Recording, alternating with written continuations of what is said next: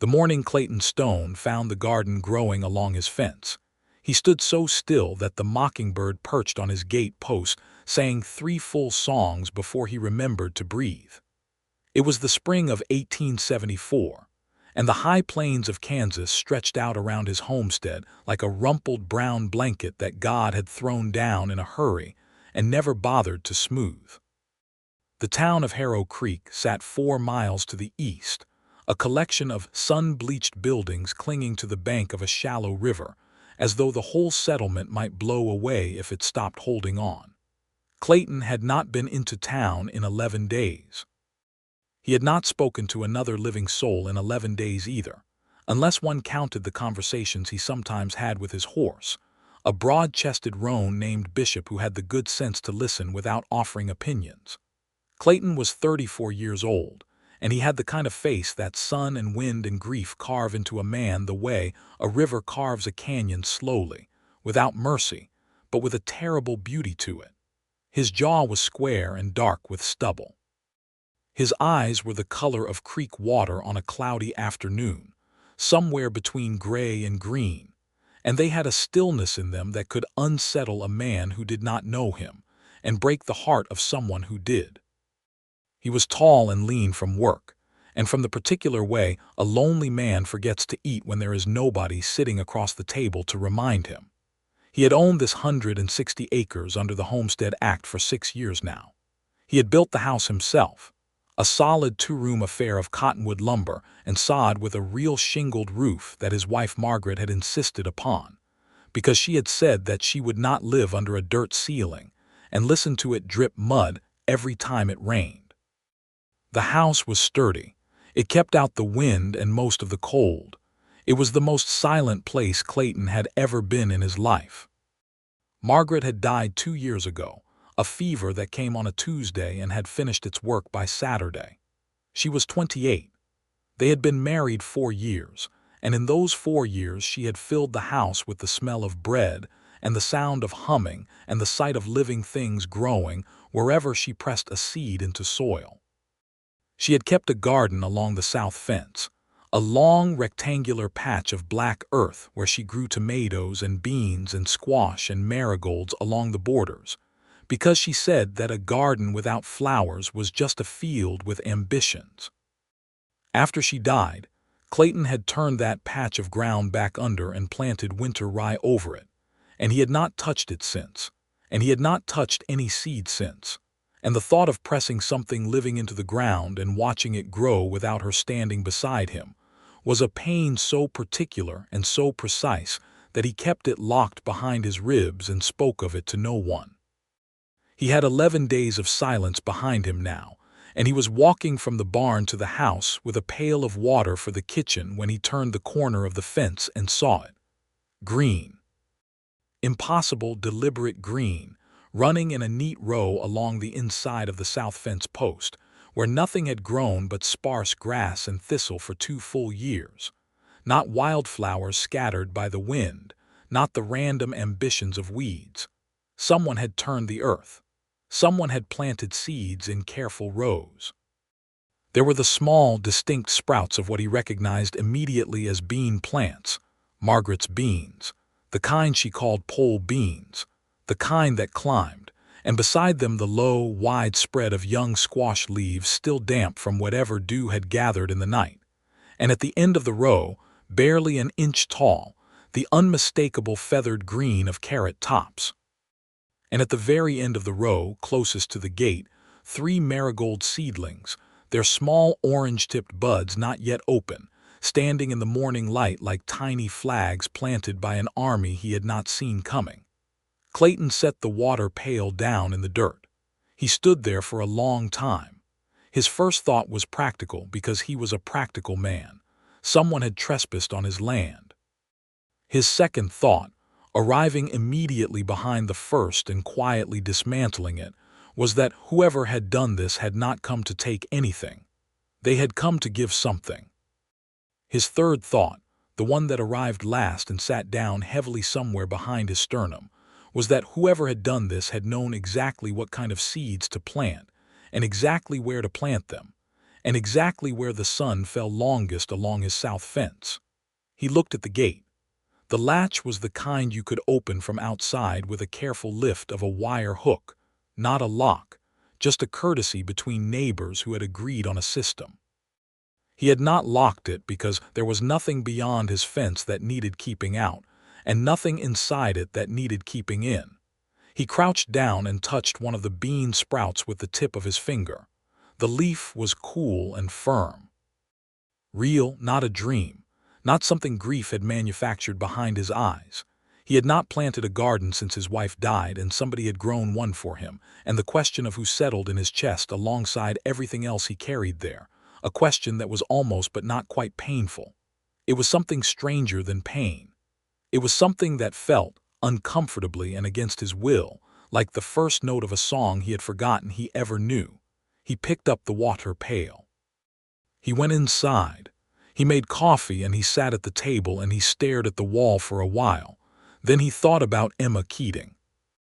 Emma Keating had come to Harrow Creek 8 months ago, arriving on the westbound stage from Wichita with a single trunk, a canvas bag over one shoulder, and the kind of expression on her face that a person gets when they have decided something irrevocable, and are now committed to seeing it through whether it kills them or not. She was 26 years old, dark-haired, with brown eyes that caught light the way still water does and skin that had been tanned by outdoor work since childhood. She had taken the position of schoolteacher when old Homer Pratt retired his chalk and his patience simultaneously, and she had moved into the small room above the Harrow Creek General Store that the town kept for its teachers, and she had begun doing what she always did. She had begun paying attention to the world around her in the particular way that made the world around her eventually take notice of her. Clayton knew Emma Keating the way a man knows the people in a small town by sight, by brief exchange, by reputation carried on the easy current of local conversation. He had been in the store 3 weeks after she arrived, buying flour and coffee, when she came down from her room with a list in her hand, and said good morning to him with the directness of someone who saw no reason to approach a stranger sideways. He had said good morning back and paid for his goods and left, but he had registered her, the way you register a change in the weather, not with alarm, but with the specific attention that something significant requires. He had seen her twice more after that.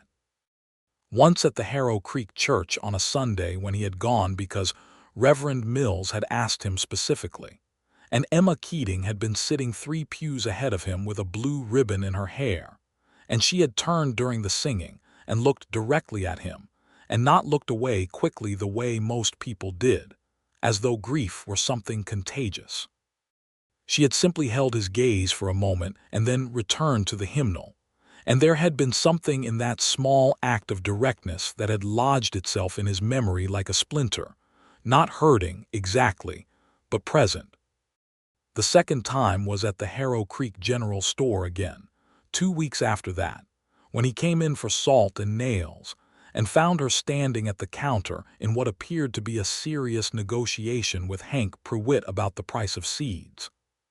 She had a paper packet in each hand, and was explaining with great calm authority that the advertised price on the rack was not the same as the price Hank had just quoted her. And Hank was looking at his counter as though it might offer him some support, and Clayton had waited and listened, and watched her win the argument with the patient certainty of someone who has the facts arranged in their favor and is merely waiting for the other person to notice. She had won.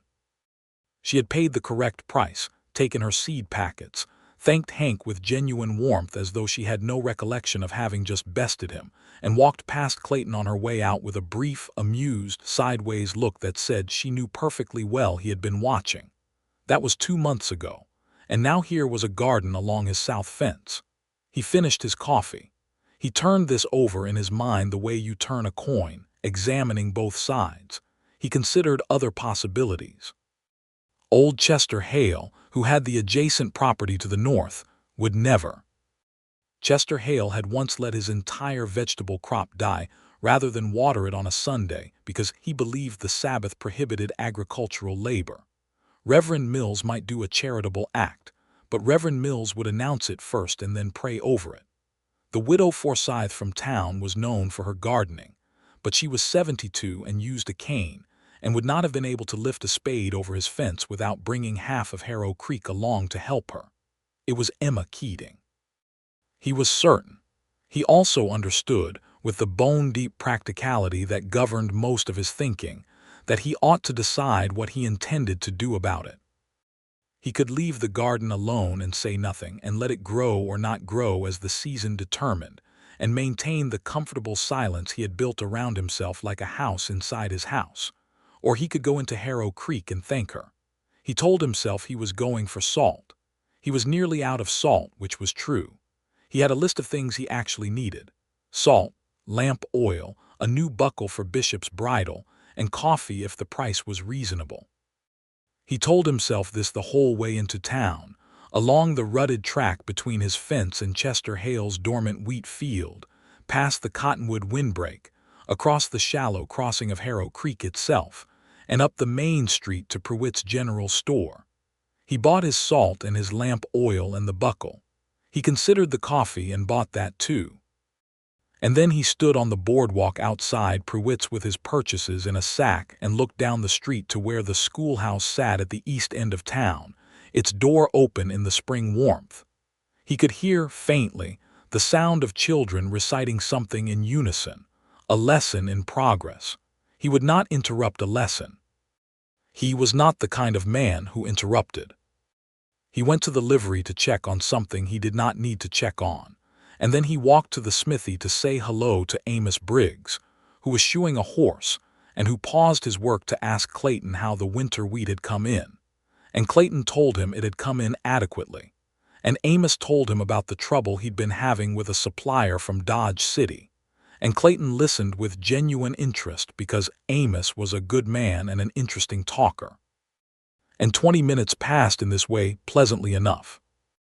He was on his way back to where Bishop was tied when he heard the schoolhouse door open and children pour out into the yard for what was evidently a mid-morning break.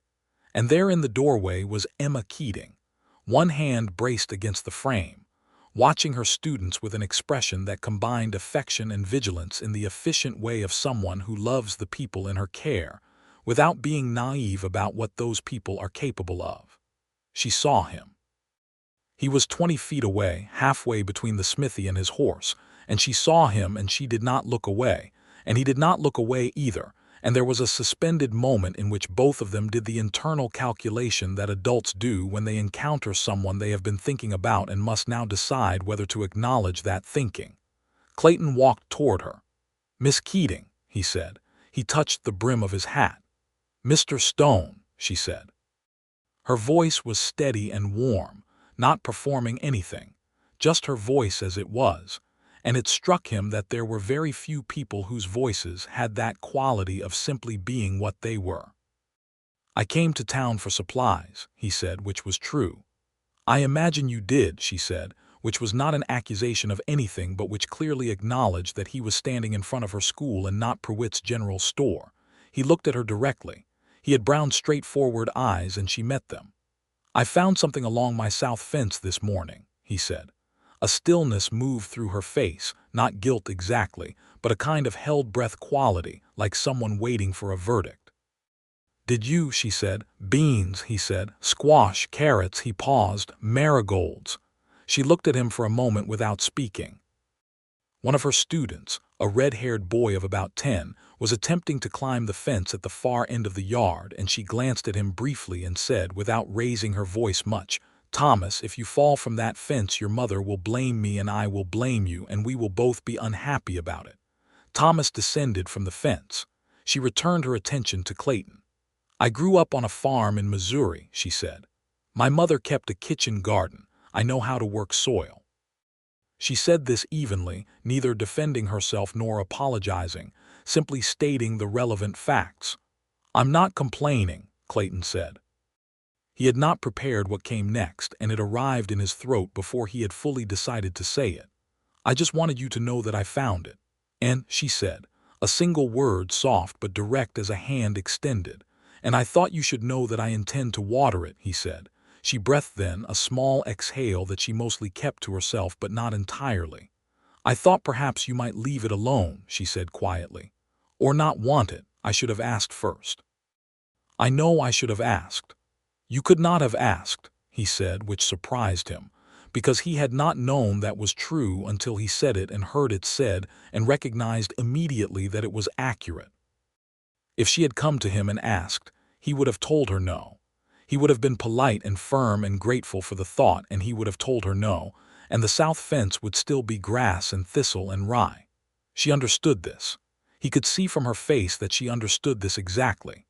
"My wife kept a garden there," he said. He said it plainly, without the careful inflation of importance he usually gave any mention of Margaret, without the particular gravity that warned people not to follow up.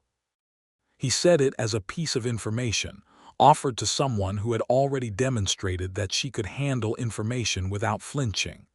"I know," Emma said. "Ruth Hale told me." She paused. "Ruth told me about your wife. I am sorry, Mr. Stone. She sounded like a remarkable woman." Ruth Hale was Chester Hale's wife, a kind-hearted woman who told Clayton he needed feeding every time she saw him and who had apparently been sharing his biography with the new schoolteacher. He found, to his mild surprise, that he did not object to this. "She was," he said. A silence settled between them that was not uncomfortable. In the yard behind her, two girls were playing a clapping game, and the red-haired Thomas had found another boy to wrestle with in the dirt, and the ordinary sound of children's voices filled the air around them like weather. "The beans will need staking when they come up," Emma said, "if you have any spare posts." "I have posts," he said. "Good," she said. He touched his hat brim again. "Miss Keating," he said as goodbye. "Mr. Stone," she said as goodbye. He walked back to Bishop, untied the rein, and swung up into the saddle and turned toward the road west. He rode 100 yards before he realized he was sitting straighter in the saddle than he had in 2 years. He went home and he watered the garden. The following Sunday he went to church. This was not, he assured himself, related to anything in particular. He attended Reverend Mill's service with some regularity, perhaps once or twice a month, for reasons that were equal parts habit, community, and the vague but persistent sense that a man alone on 160 acres needed some occasional reminder that he was part of a larger human arrangement. The pews smelled of wood and candle wax and the collective prayer of 100 and some years of Protestant conviction, and Clayton found it grounding. Emma Keating was 3 pews ahead again, but this time she turned around during the opening hymn and caught his eye and gave him a nod, a small decisive nod that acknowledged him without theater, and he nodded back, and they sang the hymn. After the service, as people gathered in the yard outside in the thin April sunshine, Clayton found himself walking in Emma's general direction with no particularly conscious intention. Ruth Hale intercepted him first, as Ruth Hale tended to do, and pressed his arm and told him he looked thin and asked if he was eating properly. He told her he was eating fine. She looked at him with the frank skepticism of a woman who has raised 7 children and can spot a lie about food at 50 paces, but she let him go. Emma was talking to Martha Briggs, Amos's wife, about something that involved considerable animation on both sides. Clayton paused at a conversational distance that was close enough to indicate interest and far enough to indicate no presumption, and waited. Martha Briggs noticed him first and smiled and said something to Emma, and Emma turned. "Mr. Stone," she said. "Miss Keating." He looked at Martha. "Mrs. Briggs." "The beans came up more since Tuesday," Emma said, as though they had been in the middle of a conversation and simply picking it up again. "I rode past your place on Wednesday afternoon when school let out. They're looking healthy." He had known she had ridden past. He had been on the roof of the barn fixing a loose shingle, and he had seen a figure on horseback at the bend in the road and known by the particular uprightness of the rider's posture that it was her. He had watched her pause at the bend, look toward the fence, and then ride on without stopping, and he had felt something that took him a moment to identify as disappointment. "They are," he agreed. "I staked them Thursday." Martha Briggs was watching this exchange with the pleased expression of a woman who enjoys being present at the beginning of things. And Clayton noticed this, and suspected Emma did too, because she moved the conversation smoothly into a question about Martha's eldest daughter who had recently had a baby. And the conversation broadened and became general, and he stood in the April sunshine and talked about the town and the spring and the matters of Harrow Creek life with Emma Keating beside him.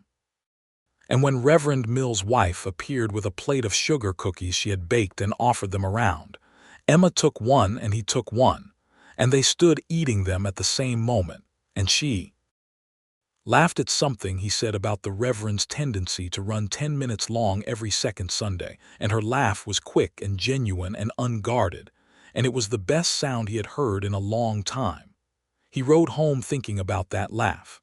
He did not have a plan for what to do with the thinking, so he simply let it happen, the way you let weather happen, watching it without trying to direct it.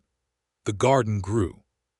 He watered it every morning and checked it every evening, and the bean plants climbed the stakes he had set, and the squash spread its broad leaves across the dark earth, and the carrots pushed their feathery tops toward the sun, and the 3 marigolds opened, first one and then the other 2 over the course of 3 days, into a color so orange and so frank and so unapologetically alive that Clayton found himself stopping at the fence every evening just to look at them. The way you look at something you had forgotten was possible.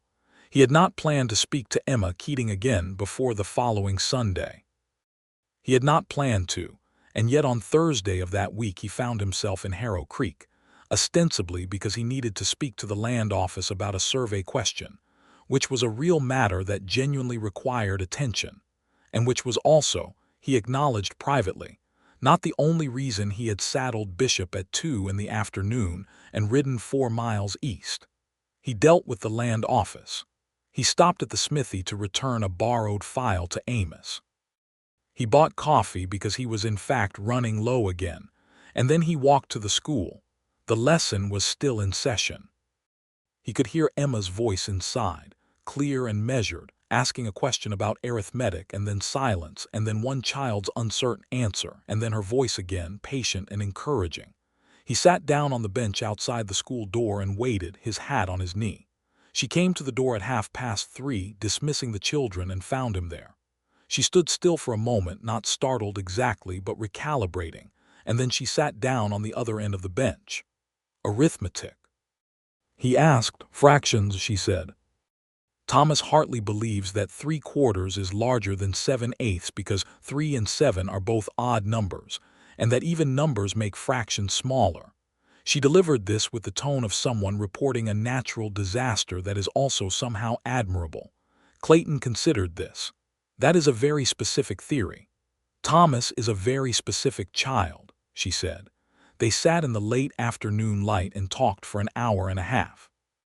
He did not precisely track the time passing, which was unusual for him, because he lived by the sun and the hours and the tasks that filled them, and time was normally a thing he was always aware of. But sitting on that bench with Emma Keating talking about her school and her students and the book she was currently reading, a novel she had ordered from a bookstore in Wichita, about a woman traveling across Europe, which struck her as both marvelous and entirely impractical, and about his land and the wheat and the challenge of keeping his well from silting in dry years, he lost track of the sun entirely. And it was Bishop's impatient tug on the hitching rail that eventually recalled him to the fact that it was getting on toward supper time and he had 4 miles to ride. He stood. He put on his hat. "Miss Keating," he said, and then paused, because what he wanted to say was that this had been the best afternoon he had passed in a very long time, and he was not certain how to say that without saying more than he meant to say, or less. She looked up at him, the late sun in her hair, and said, "I enjoyed this, Mr. Stone." "So did I," he said. He rode home with the light going golden across the plains, and Bishop moving in his steady, patient roan way, and the whole sky turning colors he had stopped noticing at some point in the last 2 years, and was now noticing again, and he found himself thinking that the world was a larger and more interesting place than it had seemed on Tuesday. There were people in Harrow Creek who had been watching Clayton Stone the way a town watches any person it collectively worries about. He was well regarded, a hard worker, an honest dealer, a man who paid his debts and kept his word and showed up when someone needed help, as he had during the Briggs family's difficult winter of '72 when Amos was sick and Clayton had cut their wood and repaired their roof without being asked. But his solitude since Margaret's death had been a thing that concerned people who liked him, and since Emma Keating's arrival, several of those people had been quietly noting his increased presence in town and drawing conclusions. Ruth Hale mentioned it to Chester, who grunted in the way that meant he had already noted it himself. Martha Briggs mentioned it to Amos, who said he thought it was about time. Reverend Mills said nothing to anyone but prayed about it on a personal basis and felt quietly optimistic. The only person who seemed largely unaware of any of this community observation was Clayton himself, who was engaged in the much more absorbing project of figuring out what he felt and what, if anything, he intended to do about it. He recognized this slowly, the way you recognize that a season has changed not on a single day but over the course of a week, that he had begun to look forward to things again. He looked forward to the morning walk to the south fence and the sight of the garden. He looked forward to Sundays and the possibility of seeing Emma in the churchyard. He looked forward, on the days he went into Harrow Creek, to the particular chance that he might find her at Prewitt's or walking from the school, and the possibility of one of those unhurried conversations that seemed to build from one to the next, each one starting somewhere near where the last had ended, like chapters in a book about a world he was interested in continuing to read. He had not told her about Margaret in any complete way. He had mentioned her once at the school, that single moment of plain acknowledgement, and then they had both left it alone, and he was grateful for the leaving alone because he was not ready to tell the story in full. But there were small spillovers. He mentioned that Margaret had been the one who first knew how to fix the kitchen stove when the flue backed up in cold weather, a skill he had only imperfectly inherited. He mentioned, on a Sunday in May when Emma was asking about his property, that the house had originally been one room and he had built the second for reasons he did not articulate but which Emma clearly understood from context. He mentioned, one afternoon on the bench outside the school, that he had not read a novel since his wife had died because the books in the house were all hers, and he had found it difficult, in the early time, to touch them. Emma had been quiet for a moment at that, and then she had said, what kind of books did she like? And he had told her, and Emma had listened without trying to fix anything or offer consolations, and he had felt, for the first time in a long time, that speaking about Margaret did not hollow him out but simply reminded him that a good thing had existed, and that good things could exist again, and that these two facts were not contradictions. On the first Saturday of May, Emma rode out to the homestead. He saw her coming from half a mile away, a figure on a bay mare that he knew from the livery was a horse Emma hired on her days off, and he was working on the fence at the north end of the property, and he stopped working and watched her come. She came in through the main gate and rode to where he stood. "Good morning," she said from the saddle. "Good morning," he said. "I wanted to see how the squash were coming," she said. The bay mare had a white blaze and a pleasant disposition, and Emma sat her with the ease of someone who had grown up around horses. "You could have asked in town," he said, but without any accusation in it. "I could have," she agreed. She looked at him from the saddle with those still, light-catching eyes. "I thought a ride might be nice." He nodded toward the south fence. "Come and see." They walked together, him on foot and her still mounted, around the house to the south fence, and Emma pulled up and looked down at the garden with an expression he had not seen on her face before and could not quite name. Satisfaction, yes, but something beyond satisfaction, something that had to do with the plants being alive and being there and mattering. The squash had spread magnificently. The beans had climbed their stakes to nearly 2 feet. The carrots would be ready in another few weeks. The marigolds were a riot of orange that caught the morning light and threw it back at you. It came in beautifully, she said. It did, he said. He looked up at her. She was looking at the garden, and the sun was on the right side of her face, and she looked in this moment like something true and solid in a world where he had spent 2 years feeling as though most things had become faintly unreliable. "Would you like some coffee?" he asked. She looked down at him. "Yes," she said. "I would." She tied the mare to the gate post and followed him into the house. He had not had a visitor inside the house in several months, not counting Chester Hale stopping at the door once in February to borrow a tool. And he was aware, in the way you are aware of a thing when you see it through another person's eyes, that the house looked like a place where someone lived alone and had mostly stopped caring about whether it was anything more than functional. There was a coat on the wrong hook and a saddle part on the table that should have been in the barn, and a stack of almanacs on the chair that should have been on the shelf, and he moved these things while the coffee heated and did not comment on them, and Emma sat down at the cleared table and looked around the room with the attentiveness she brought to everything. She looked at the books on the shelf across the room, Margaret's books.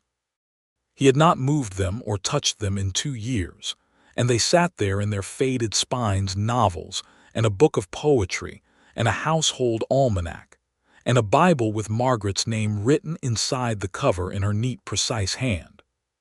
He brought the coffee and sat across from her. "Tell me about Missouri," he said, "before here." And she told him. She had grown up near Sedalia, the third of 5 children on a farm that had managed through the war by keeping its head down, and its supply of things other people needed well managed. Her father had been a fair and tired man who believed in education and hard work in equal measure. Her mother had been the kind of woman who seemed to do 6 things simultaneously, and make all 6 of them seem easy.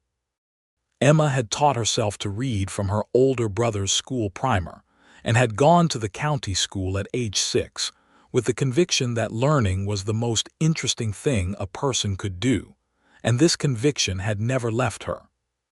She had been engaged once, she said, with the ease of someone reporting a distant fact, to a young man named Robert Cullens, who had been kind and good-natured, and whom she had liked very much but had not loved in the way that she thought love was supposed to feel, and she had told him so, and he had been hurt and then, eventually, forgiving, and she had last heard he married a woman from Warrensburg and had 3 children and was prospering.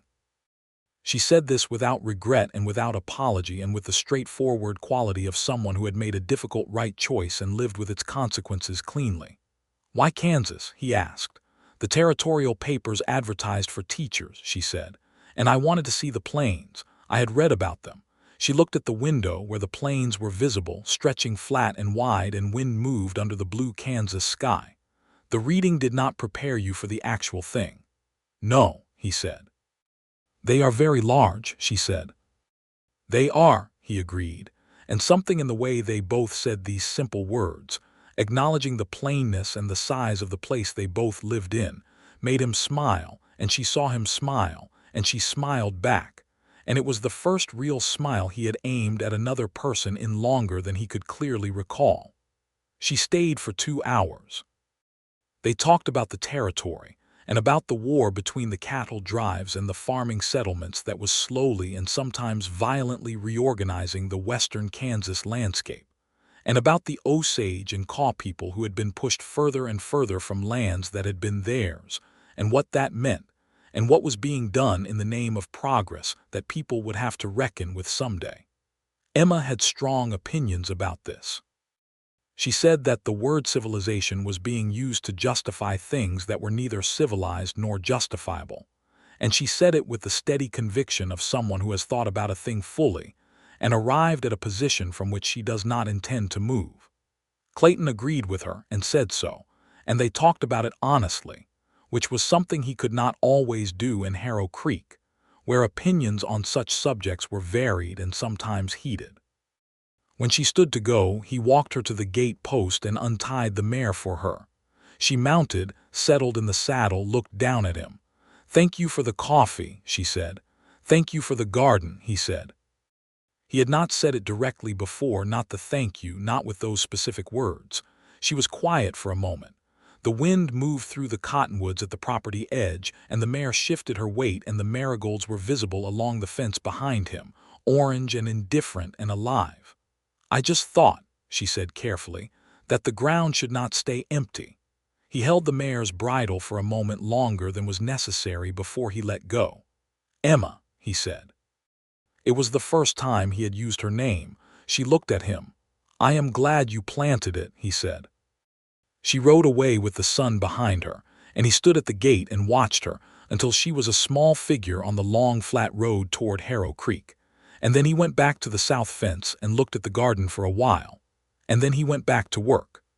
June arrived in Harrow Creek with its particular combination of heat and wind, and the dry smell of the high plains, summer baking slowly under a cloudless sky.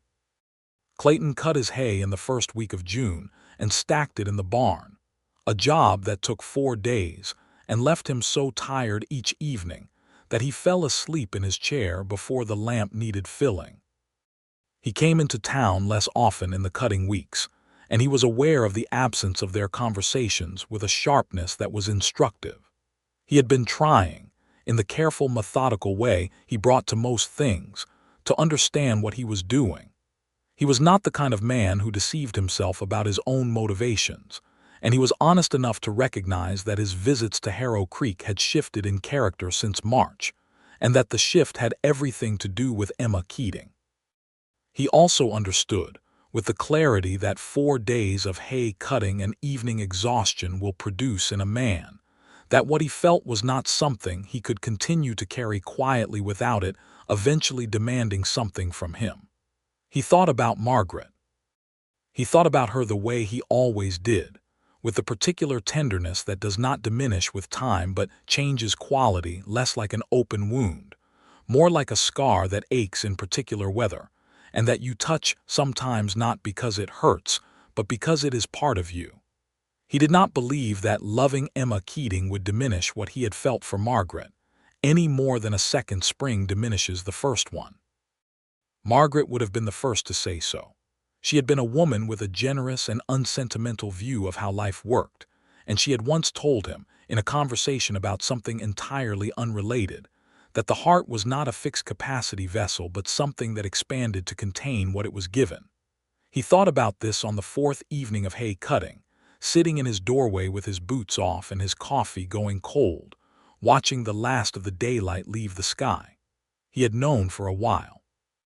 He had been avoiding knowing that he had known for a while, and it was time to stop doing that. The school's summer session ended on the 14th of June, when Emma dismissed her students for the summer term with enough homework set to give their parents the experience of mild despair, and she arrived at Clayton's gate the following Saturday morning with a basket over one arm and the air of a woman who has made a decision and is carrying it out. He was already at the south fence when he saw her coming because the bean plants had reached the top of their stakes and needed checking, and he was there with a length of twine in his hand when she tied the mare and came in through the gate. "Good morning," she said. "Good morning." He looked at the basket. "I made bread," she said. "And there were beans ready to pick, I could see from the road." She said this with the directness that was characteristic of her, neither aggressive nor apologetic, simply honest about her reasons for being there. "There are," he agreed. They picked beans together, working along either side of the row, and it was the most natural thing he had done in as long as he could remember. The morning sun warming his back, the green smell of beans in his hands, Emma working beside him with the basket, talking about the summer and what she planned to do with the time off school, which included writing letters to people she knew in Missouri and riding to the river in the evenings, because the evenings on the plains in summer were, she said, the most beautiful thing she had seen in her life. "Better than Missouri evenings?" he asked. "Different," she said. "There you have the trees and the softness. Here you have this." She gestured with a handful of beans at the enormous sky above them, which was, at that moment, a blue so deep and clear it was nearly violent. You can see everything. There's nowhere to hide. Some people don't like that, he said. I do, she said. I would rather see what's coming. He looked at her over the bean plants. She was looking at the sky, her face turned up to it, and her hair had come loose from its pin on one side in the morning wind. And he thought with the simple declarative clarity of something that is simply true, that she was the most alive-seeming person he had encountered in a very long time. Emma, he said. She looked at him, the sky still in her eyes.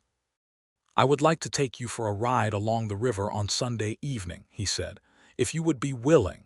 She looked at him for a long moment. The wind moved the bean plants between them. I would be willing, she said. He nodded once, as a man does when a decision is made and the making of it is a relief.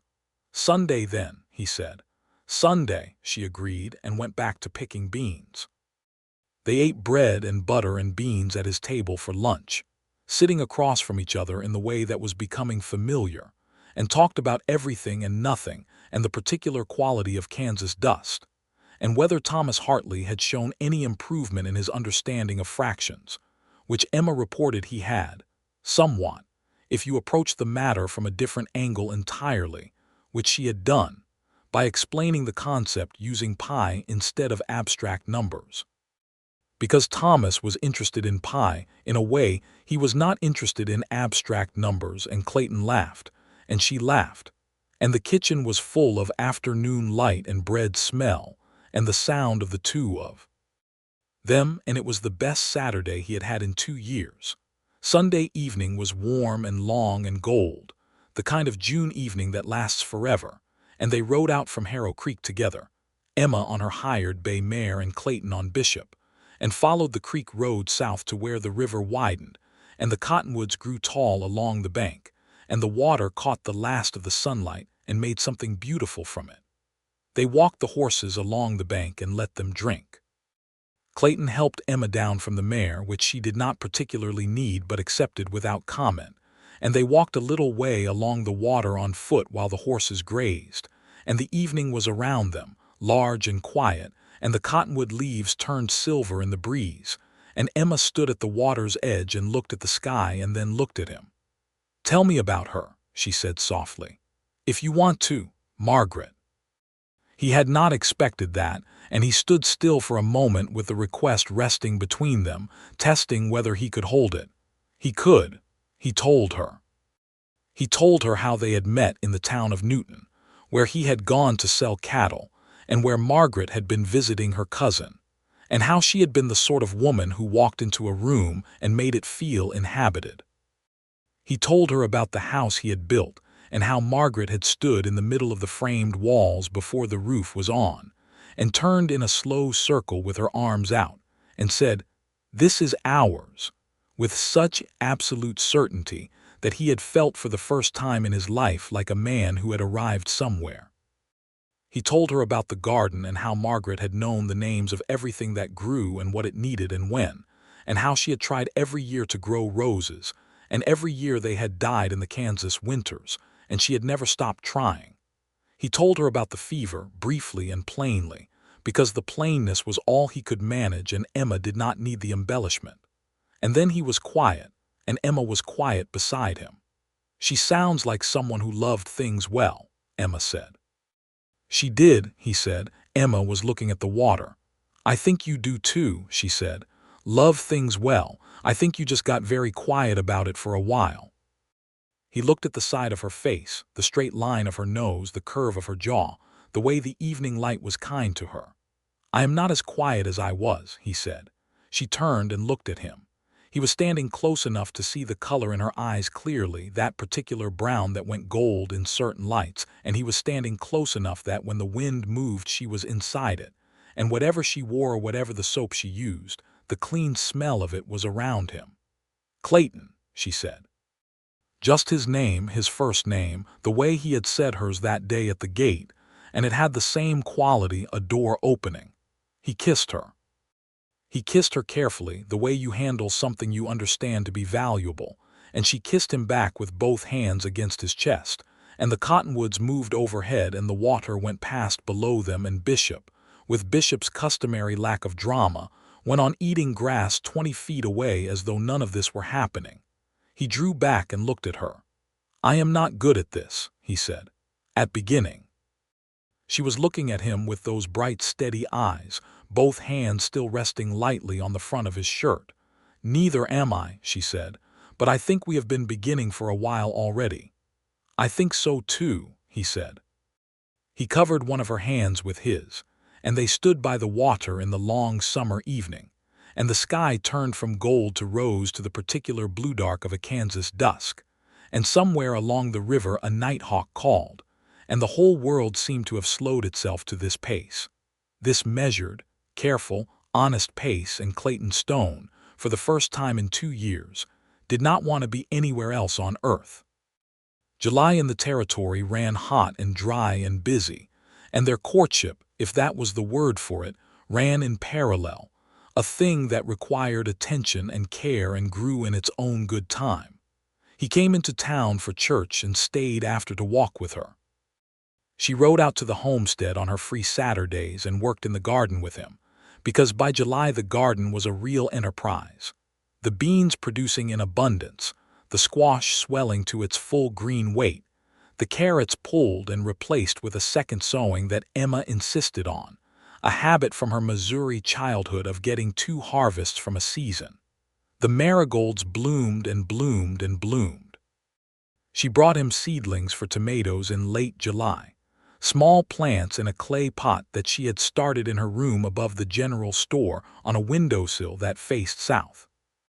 He planted them in the cleared space at the east end of the fence row, and she supervised the planting with the professional attention she also gave to fractions and Thomas Hartley, and he did it correctly, and she told him so. "You have not lost the skill," she said. "You have just been choosing not to use it." "I did not want to grow things alone," he said simply. She looked at him. "You are not alone," she said. He looked at her. "You have not been alone since March," she said, with the plain directness that was one of the things about her he had come to love most. He reached out and touched her face, his hand rough from work in the sun, and she leaned into it briefly, eyes closed, before stepping back and returning to the matter of ensuring the tomato seedlings were sufficiently watered. He laughed. She heard him laugh and looked pleased with herself. In August, a complication arrived in the form of a man named Everett Pryor. Everett Pryor had grown up in Harrow Creek and had left at 19 for the cattle drives and returned at 31 with money and a coat that cost more than most people's monthly provisions, and the conviction, expressed freely and often, that he was the most interesting person in any given room. He had a handsome face in the ordinary way of handsome, and a way with words that impressed people who were not paying careful attention. He had been in town 3 weeks when he began making his interest in Emma Keating visible by turning up, wherever she was, with the tenacity and self-confidence of a man who has always had what he pursued. Clayton heard about this from Amos Briggs, who told him with the careful neutrality of a good friend who is delivering information rather than instruction. Clayton did not say much about it to Amos. He thought about it on the way home. The following Saturday he came into Harrow Creek and found Emma at the store, and Pryor was there too, leaning against the counter with his expensive coat and his comfortable smile, talking to her with the ease of someone who had decided a thing was already settled. Emma was polite in the way she was polite to anyone, directly, without warmth surplus to what was warranted, listening with more patience than the situation perhaps deserved. Clayton came in and bought his salt and his lamp oil, and when Pryor noticed him and gave him the measuring look of a man assessing potential competition, Clayton gave him back the steady, unhurried look of a man who does not compete in the way the other man is imagining. He said good morning to Emma, and she said good morning to him, and something in the way she said it, the particular quality of warmth in those 2 words directed at him versus the polite neutral tone she had been using with Pryor, would have been visible to anyone paying attention. Pryor was paying attention. His expression shifted slightly, recalibrating. Later that morning, after Pryor had been called away by something, Clayton and Emma walked to the bench outside the school as they usually did on Saturday mornings when school was not in session, and she sat down and said, without preamble, "Everett Pryor has asked me twice to attend the barn dance with him." "I know," he said. "Of course you know," she said, because Harrow Creek was a town of limited privacy. "I said no both times." "I know that too," he said. She looked at him squarely. "I said no because I did not want to go with him." He looked at her. "Would you want to go with me?" She smiled. Not the small, controlled smile, but the real one, the quick, unguarded one that he had been falling for since a Sunday in April in the church yard over sugar cookies. "I was wondering when you'd ask," she said. "I am asking now," he said. "Then yes," she said. "Obviously." He took her to the barn dance, and they danced together badly.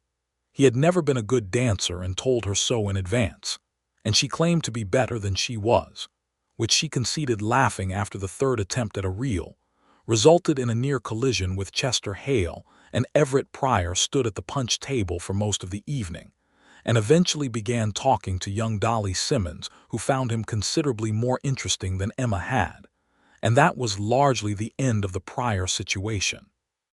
What Clayton remembered most about the barn dance was not the dancing, though he remembered the dancing. What he remembered was the moment after the music stopped, when the fiddle player took a break and the room reorganized itself, and Emma stood beside him with her hand still in his and turned her face up to him in the warm lamplight of the barn and said, in a voice just for him, "I am very happy right now."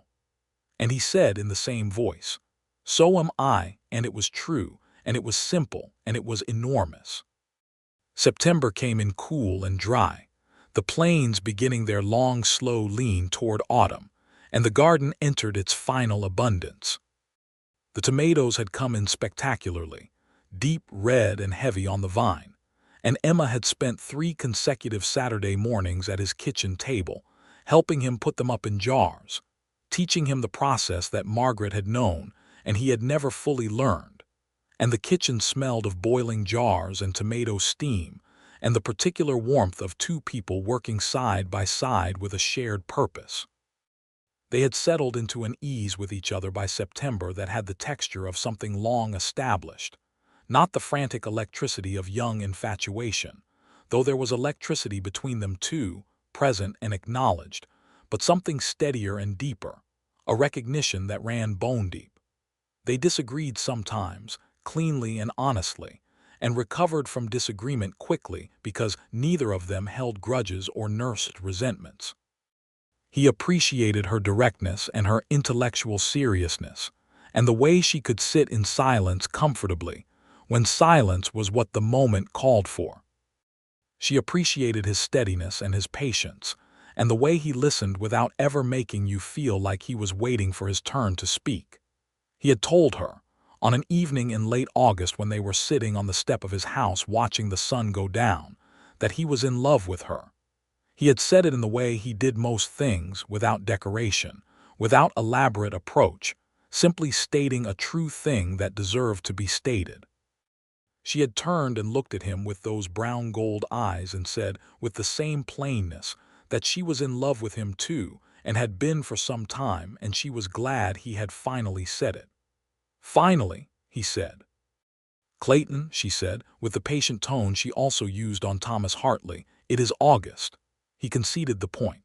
On a Saturday in late September, Clayton drove into Harrow Creek in the wagon rather than on horseback, which was unusual for a Saturday, and tied up outside the general store and went in and stood at the counter with his hat in his hands. Hank Pruitt looked at him. "I need to see what you have," Clayton said, "in the way of rings." Hank Pruitt reached under the counter with a businesslike expression that did not fully conceal his delight, and produced a small flat box. The ring he chose was a narrow gold band set with a small garnet, dark red, the color of the tomatoes in September, and he carried it home in his breast pocket where it sat against his chest for 3 days while he worked up to what he was going to do. He was not nervous about whether she would say yes. He did not precisely know how he knew, only that he did know, the way you know weather and seasons and the particular quality of a piece of land, by observation, by time, by the accumulated evidence of everything you have seen. He was not nervous about the answer. He examined this carefully, nervous about the weight of it, about the fact that this was a real thing, a permanent and important thing, and he wanted to do it right, which in his experience meant being honest and direct and not dressed up in more ceremony than the moment actually required. He chose a morning in early October. The marigolds had finally spent themselves, the last blooms going brown and papery in the first cold snap, and the garden was finishing its year. He had already pulled the bean plants and the squash vines, clearing the ground, and the tomato plants had given their last fruit and stood yellow and weathered and done. The carrots were the last thing, still in the ground, and Emma had said she would come Saturday to pull them. She came Saturday morning on the bay mare, the October air sharp and clear and cold enough for a coat, and she tied the mare and came in through the gate and looked at the garden and said, "The carrots are ready." "They are," he said. They pulled carrots together in the October morning, the cold of the ground coming up through their gloves, and the smell of fresh pulled carrots in the cool air was the cleanest smell he knew. And Emma was talking about a letter she had received from her brother in Missouri and what he had said about the harvest. And Clayton was listening and pulling carrots, and the whole world was steady and sharp and present. When the carrots were done, she stood up and pressed both hands to her lower back and looked at the cleared garden bed. The whole season's work done, the ground dark and empty and ready for next year. "It had a good year," she said. "It did," he said. He was standing close to her, both of them looking at the ground, and he put his hand in his coat pocket and felt the ring there, solid and small and real. He turned to her. She turned to look at him, and something in the particular quality of his stillness made her go very still too, the way animals go still when they sense a change in the air. "Emma," he said. "Clayton," she said softly. He took the ring from his pocket and held it. She looked at it and then at him. "I want to grow this garden again next year," he said, "and the year after, and every year after that." He looked at her. "I want to grow it with you. I want you here in this house, with me." He paused. "I want to be your husband if you will have me." She was looking at him with those eyes that were brown and gold and entirely clear, and she was not crying, because Emma Keating was not by disposition a crier, but there was something around her eyes that would have been crying if she were. "Yes," she said. "Of course, yes. You ridiculous, wonderful man. Yes." He put the ring on her finger. It fit, because he had paid attention to the things that needed paying attention to, and she looked at it and then at him, and he kissed her there in the cleared October garden, and the cottonwoods were all yellow at the property edge, and the sky was the hard, clear blue of autumn, and Bishop was watching them from the paddock with his usual philosophical indifference. "Yes," she said again, against his shoulder. They were married in December, in Reverend Mill's church, on a cold Saturday when the whole of Harrow Creek turned out, because the whole of Harrow Creek had been emotionally invested in this outcome since approximately April, and needed to witness the resolution in person. Emma wore a dress of green wool that made her eyes look darker, and her dark hair was pinned with small white flowers that Ruth Hale had somehow produced from dried specimens she kept for exactly these occasions. Clayton wore his best coat and a clean shirt, and had shaved that morning with a care he brought to nothing else. And when Emma came up the aisle on the arm of Amos Briggs, who had offered himself as proxy since her father could not make the journey from Missouri in time, Clayton stood at the front of the church and looked at her coming toward him, and felt the specific, particular joy of a man who has been in a dark place for a long time and has walked, carefully and by small steps, into the light.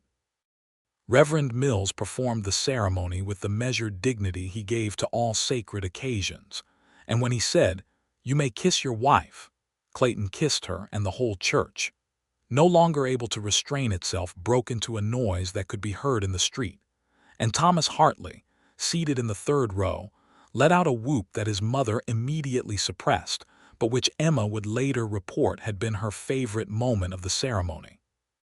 The winter that followed was the best winter Clayton had known on the homestead, And this was entirely because he was no longer in the homestead alone. Emma moved her trunk and her canvas bag and her books and her seed packets and her south window seedling operation from the room above Prewitt's general store, and the house became the thing it had been framed to be: inhabited, warm, full of the sound of two people living in it together. She taught him to make bread, the actual bread, not his approximation of bread, and he showed her how to manage the stove and the flue in the way that Margaret had perfected, and he had only partially inherited, and she improved on his method within 2 weeks. She organized the kitchen in a way that was different from Margaret's organization, but immediately and obviously superior to the loose disorder it had settled into in the 2 years of his solitude. He did not object to any of this. He watched her make the house hers as well as his with the same attention he brought to the garden in spring, interested, careful, willing to learn. She brought books into the house, added to the shelf, her novels and her Missouri school primer and a thick compendium of plant varieties and gardening methods that she had acquired from a catalog at some point, and which she considered essentially sacred.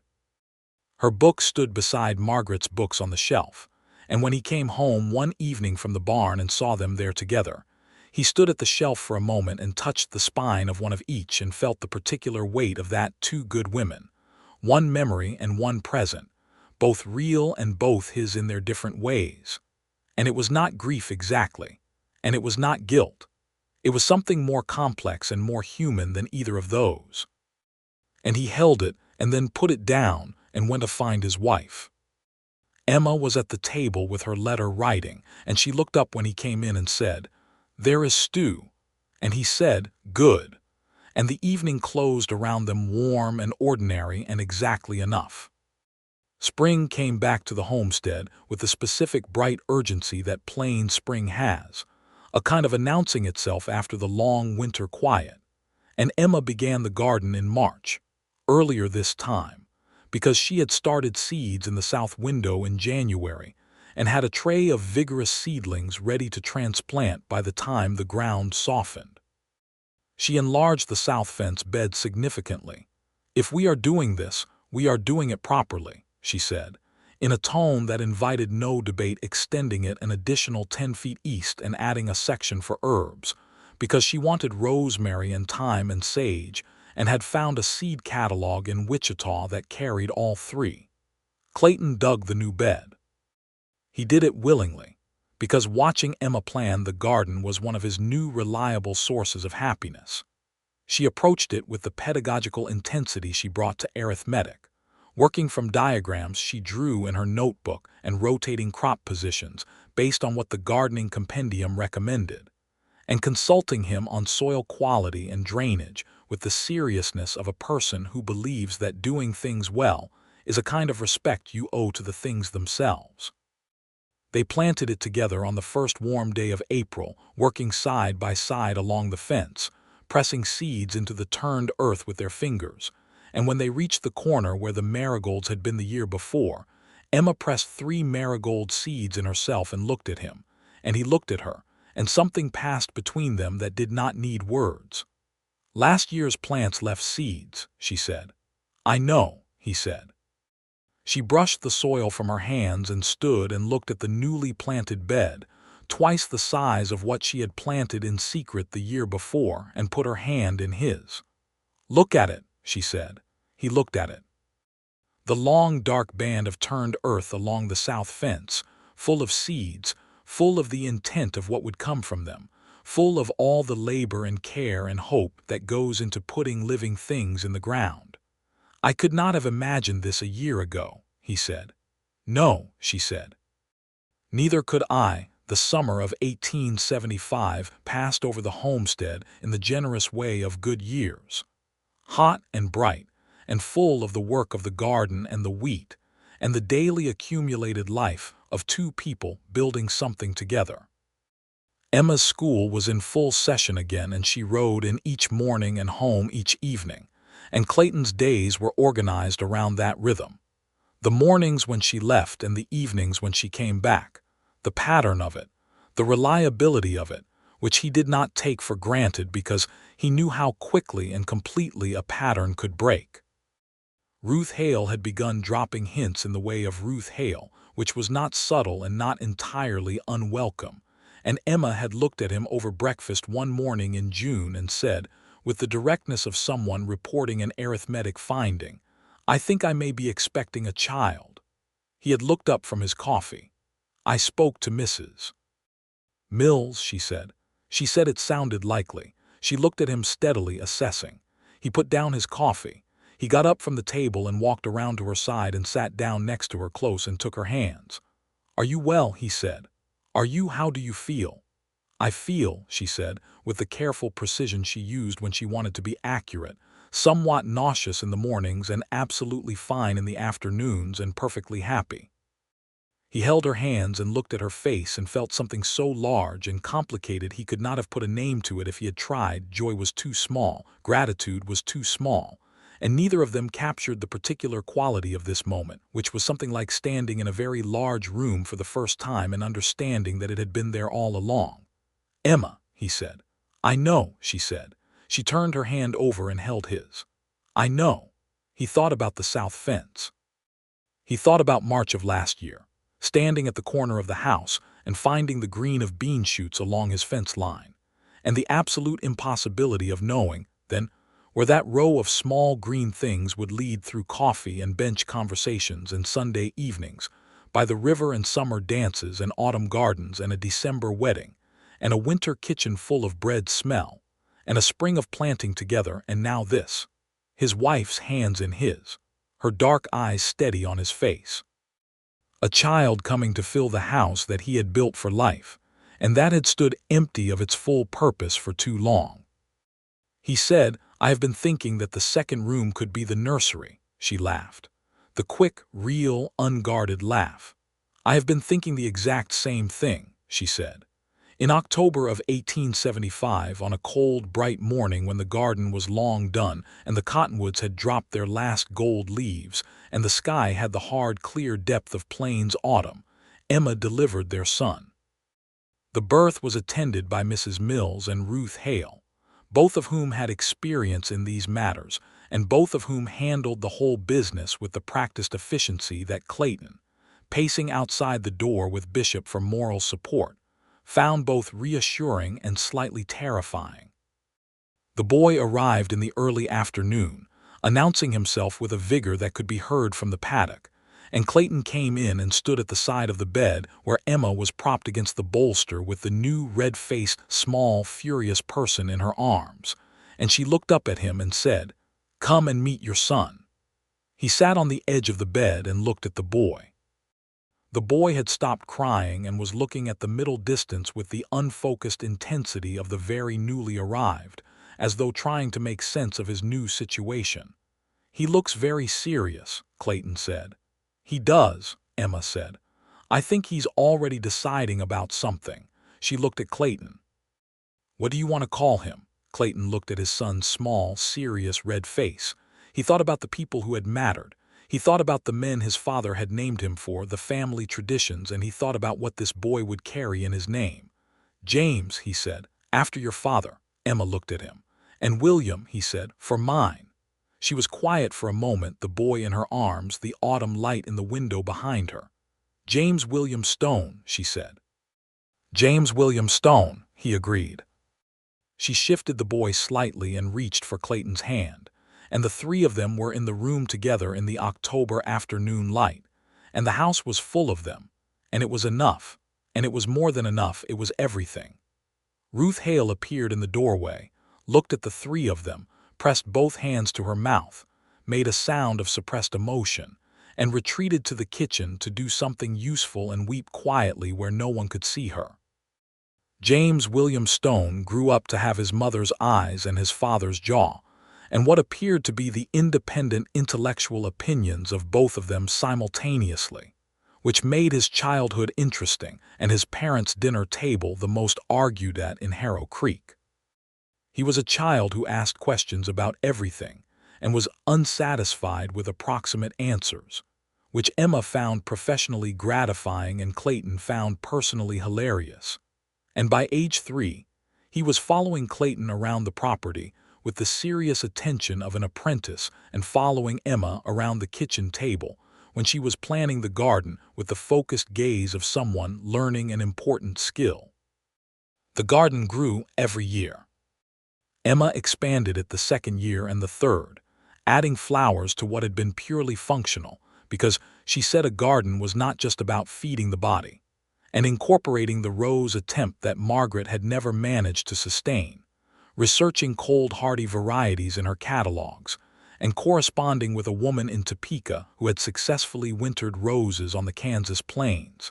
And in the fourth year, 2 rose bushes along the east end of the fence put out stubborn, extraordinary blooms in a color that was somewhere between red and pink, and Clayton stood at the fence and looked at them for a long time. Emma came to stand beside him. "Margaret's roses," she said softly. "Yes," he said. She took his arm. "I thought it was time," she said simply. He put his hand over hers. "Thank you," he said. She leaned her head briefly against his shoulder. "She kept this garden first," Emma said. "It seemed right that her roses should be in it." He was quiet for a while, looking at the roses, at the full sweep of the garden now. The beans and squash and tomatoes and carrots and herbs and marigolds that returned every year from their own seeds, and the rose bushes with their unlikely blooms, and at the house beyond, where James was inside doing something with the pile of blocks Clayton had cut from a piece of scrap lumber, and the whole of the homestead in the late afternoon light. "She would have liked you," he said. "I think I would have liked her," Emma said. They stood there at the south fence in the long evening light, and the garden was around them, alive and full of the season's work, and the whole world was good. Their second child, a girl they named Clara Ruth, the Ruth for Ruth Hale, who received this news with so much tearful gratitude that Chester Hale had to help her to a chair, arrived in the spring of 1878, with considerably less drama than James had brought to his own entrance. Clara was a calmer baby than her brother, with her father's gray-green eyes and her mother's dark hair, and James, upon being introduced to her, looked at her for a very long time and then pronounced her acceptable, which Emma wrote in a letter to her mother in Missouri, and which Clayton read over her shoulder and laughed until he had to sit down. The homestead had grown by then. Clayton had purchased the adjacent 40 acres when Chester Hale retired and moved to Wichita to live near his children, and the north field was planted in wheat, and the pasture was improved, and the house had acquired a real parlor by means of an extension that Clayton spent the better part of one summer building, with Amos Briggs' help, and no small amount of supervisory input from Emma, who had opinions about the placement of windows. Emma continued to teach until Clara was born, and then took a year away from it and then returned, because she told Clayton one evening with both pragmatism and humor, that she was a better mother for having something that engaged her other capabilities. She was universally regarded as the best teacher Harrow Creek had ever employed, a fact that was stated with the combination of local pride and mild competitiveness that small towns bring to the achievements of their own. The Harrow Creek School expanded in 1879, a second room added to accommodate the growing number of families settling the surrounding territory, and Emma supervised the addition with the efficiency she brought to the garden and the kitchen and every other domain she decided was in need of organization, and the school board gave her a salary increase that she accepted without false modesty because she had deserved it for years. Clayton ran his farm with the steady, careful competence of a man who understands that land rewards attention and patience and does not accept shortcuts. He was not the largest operation in the territory, but he was one of the most reliable, and his wheat and his hay and the kitchen garden's surplus, which Emma had turned into a small but genuine enterprise of preserved goods, provided a life that was full and decent and real. On a Sunday evening in the autumn of 1879, when James was 4 years old and Clara was 1.5 and both were in bed, and the house was quiet, Clayton and Emma sat on the front step of their house in the cooling September air with cups of coffee, and the last light of the day going out over the plains in its slow, spectacular way. The south fence garden was behind them, done for the year, its rows turned over, the stakes pulled and stacked for next spring, the marigold seeds gathered and saved in a small paper packet that Emma kept in her kitchen drawer and labeled in her schoolteacher's hand. James had asked that day, with the relentless curiosity that characterized his every waking hour, how the garden had started. He had listened to the story, the abbreviated version, the version appropriate for a 4-year-old with the focused attention he gave to everything, and then had said, "So Mama planted it while you were sleeping." And Clayton had said no, not sleeping exactly, but not quite awake to it either, and James had accepted this philosophical elaboration and moved on to his next question, which was about the horse. Emma was holding her coffee in both hands, looking at the sky. "He is exactly like you," she said. "He asks more questions than I ever did," Clayton said. "That is your mother's influence," she said comfortably, having by now heard enough about Clayton's family to form opinions about them. "Clara is like you," he said. "She is organized," Emma agreed without excessive modesty. "She arranged her blocks by size this morning. She is 18 months old." "That is concerning," Clayton said. "That is excellent," Emma corrected. He laughed. She looked at him sideways with the pleased expression that meant she was allowing herself to enjoy having been right about something. The plains went gold and then rose and then the particular deep blue of dusk, and the first stars appeared, and the cottonwoods were dark shapes at the property edge, and the horses were quiet in the paddock, and from somewhere in the house James made a small sleeping sound and Clara made no sound at all because Clara slept with the committed efficiency of someone who takes rest seriously. "Emma," he said. She said, "Are you happy?" She was quiet for a moment, which was her way with important questions. She gave them the consideration they deserved before answering. Then she turned her face toward him in the darkening evening, and her eyes were dark and clear and entirely sure. "Clayton," she said, "I am so happy that I do not entirely have a word large enough for it." He put his arm around her and she leaned into his side, and they sat in the September evening on the step of their house, and the plains went on in every direction as far as the eye could reach, and the sky was enormous above them, full of stars coming out one by one, and the whole world was good and solid and real. In the spring of 1880, Emma planted the garden on the first warm day of April, as she always did. James helped her, standing at her side with his small hands pressing seeds into the soil with the deliberate seriousness of a 4-year-old, assisting with something important. Clayton dug the beds, as he always did, with the steady swing of the spade and the particular pleasure he had come to take in turning the south fence ground, a pleasure that had once been impossible and was now one of the fixed goods of his year. At the end of the row, Emma crouched down with James beside her and pressed the first marigold seeds into the corner of the bed, the corner nearest the gate, the same corner where, 6 years before, 3 small orange seedlings had stood in the morning light like tiny flags planted by an army he had not seen coming. James pressed his small fingers into the dirt alongside hers. "Why do we always start here?" he asked. Emma looked up at Clayton, who was standing at the end of the bed with the spade, watching them.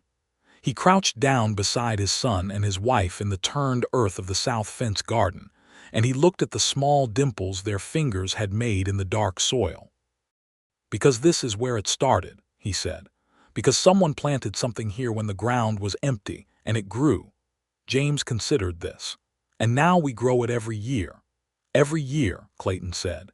James nodded, accepting this as the satisfying explanation it was. He pressed 3 more seeds in with careful, deliberate fingers and stood up and wiped his hands on his trousers in exact imitation of his mother, and went to ask Bishop a question about something. Emma remained crouching for a moment, smoothing the soil over the seeds, and then she looked up at Clayton, who had not moved. He held out his hand. She took it and stood, and they stood together at the south fence in the April morning, the whole garden stretching away from them in its dark, expectant rows, the house solid and settled behind them, and the sound of James negotiating something philosophical with Bishop carrying across the paddock, and the cottonwoods at the property edge putting out their first green leaves in the spring light. She looked at him. He looked at her. "Same as last year," she said. "Same as last year," he agreed. "And better. Every year better." The ground was full of seeds, and the morning was clear and warm, and the plains went on in every direction under a sky so blue it did not seem possible. And Clayton Stone stood in his garden with his wife's hand in his, and felt the full, solid, irreplaceable weight of a life that had been found in a small row of bean shoots along a fence on a morning in early spring, and had grown from there, patiently, steadily, in its own good time, into everything.